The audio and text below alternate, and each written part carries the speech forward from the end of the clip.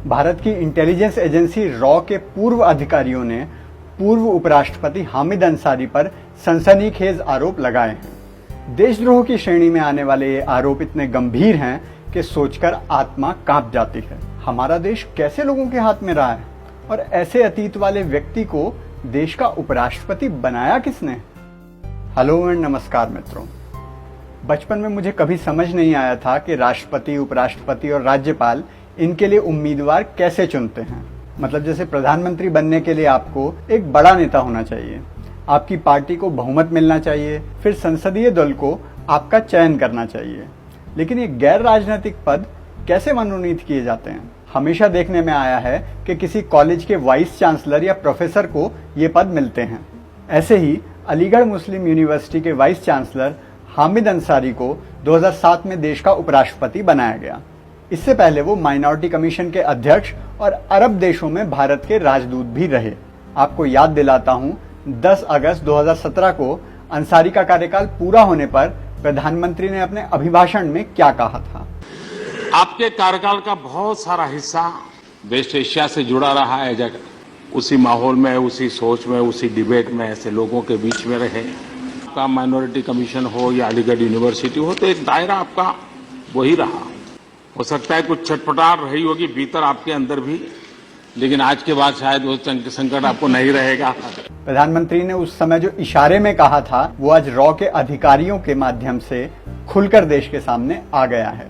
The Sunday guardian में छपे एक लेख के अनुसार रॉ के अधिकारियों ने अंसारी के ईरान दूतावास के कार्यकाल की जांच करने की मांग की है। और ये मांग कोई आज नहीं की है, अंसारी का कार्यकाल पूरा होने पर अगस्त 2017 में ही कर दी थी। लेकिन आज मीडिया से जो जानकारी मिली वो स्तब्ध करने वाली है। अधिकारियों के अनुसार ईरान के कार्यकाल में जो 1990 से 1992 तक चला, न केवल अंसारी अपने राष्ट्रीय दायित्व को निभाने में असफल रहे, बल्कि ईरान सरकार और ईरान की खुफिया एजेंसी सवाक के साथ मिलकर भारत की खुफिया एजेंसी रॉ को तबाह करने में बड़ी भूमिका निभाई। अब इससे बड़ा राष्ट्रद्रोह का आरोप तो शायद ही किसी राजदूत पर लग सकता है। रॉ अधिकारी एन.के. सूद बताते हैं, अगस्त 1991 में रॉ ने अंसारी को ये रिपोर्ट दी कि कुछ कश्मीरी लड़के कॉम नाम के एक रिलीजियस सेंटर पर जाते हैं जहां उन्हें आतंकवादी ट्रेनिंग दी जाती है। अंसारी ने उस रॉ अधिकारी डीबी माथुर की जानकारी ईरान सरकार को दे दी और एक सुबह माथुर को सवाक ने उठा लिया। रॉ ने अंसारी को रिपोर्ट किया तो अंसारी ने बस एक एफआईआर करा दी और भारत सरकार को सूचना कर दी। सूचना में ये नहीं बताया कि किडनैप ईरान की खुफिया एजेंसी ने किया है। अगले दिन जब रॉ ने ये खबर अटल बिहारी वाजपेयी तक किसी तरह पहुंचाई, तब वाजपेयी ने प्रधानमंत्री पीवी नरसिम्हा राव को बताया, तब जाकर माथुर को छुड़ाया जा सका। माथुर ने बताया कि ईरान की एजेंसी को सूद और ईरान में रॉ के चीफ के बारे में भी सब पता है और ये ईरान सरकार को अंसारी के अलावा कौन बता सकता है। एक दूसरी घटना में ऑफिसर संदीप कपूर को जब ईरान सरकार ने किडनैप किया तो रॉ के इनपुट के बाद भी अंसारी ने विदेश मंत्रालय को ये लिखा कि कपूर को किसी ईरानी महिला के साथ संबंध होने के कारण उठाया गया है। यहां भी उन्होंने रॉ की इनपुट भारत सरकार तक नहीं पहुंचने दी। 3 दिन बाद कपूर एक रोड पर पड़े हुए मिले और उन्हें इस प्रकार की दवाइयां दी गई थी जिनका असर कई वर्षों तक रहा। रॉ प्रमुख पीके वेणुगोपाल की भी इसी तरह पकड़कर पिटाई की गई थी, लेकिन अंसारी ने कुछ नहीं किया। एक और गंभीर घटना तब हुई जब रॉ ने एक धांधली का पर्दाफाश किया। ईरान के नागरिकों को भारत का स्टूडेंट वीजा देने के मामले में रॉ ने जांच की तो पता लगा कि भारतीय यूनिवर्सिटीज से जिन लेटर्स पर वीजा दिया जाता है वो लेटर्स यूनिवर्सिटी ने कभी जारी ही नहीं किए। अब ये किन लोगों को स्टूडेंट्स बनाकर भारत भेजा जा रहा था? रॉ ने लिखित रूप में अंसारी से इसकी शिकायत की, लेकिन अंसारी ने मामला दबा दिया। बहरहाल अधिकारियों ने पीएम मोदी से इसकी जांच की मांग की है।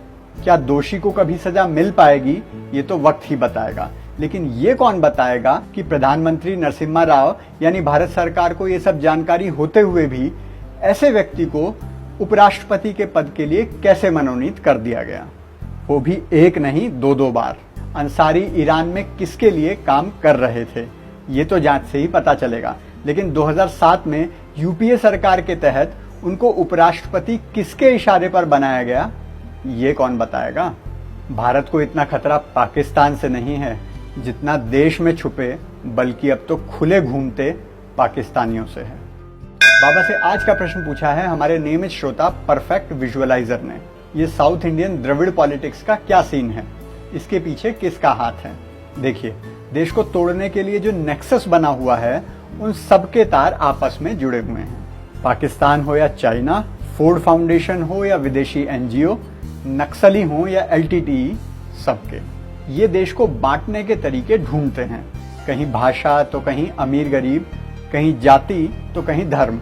वैसे ही ये उत्तर दक्षिण का भेद, लेकिन डरने की कोई बात नहीं है। अब तो साउथ इंडियन फिल्में डब होकर हिंदी में आने लगी हैं और हिंदी वाली वहां देखी जाने लगी हैं। अब धोनी चेन्नई के लिए खेलते हैं और दिनेश कार्तिक कोलकाता के लिए। अगर आप भी देश विरोधियों को हराना चाहते हैं तो लाइक, शेयर, कमेंट और सब्सक्राइब करना ना भूलें, क्योंकि खुशियां बांटने से बढ़ती हैं।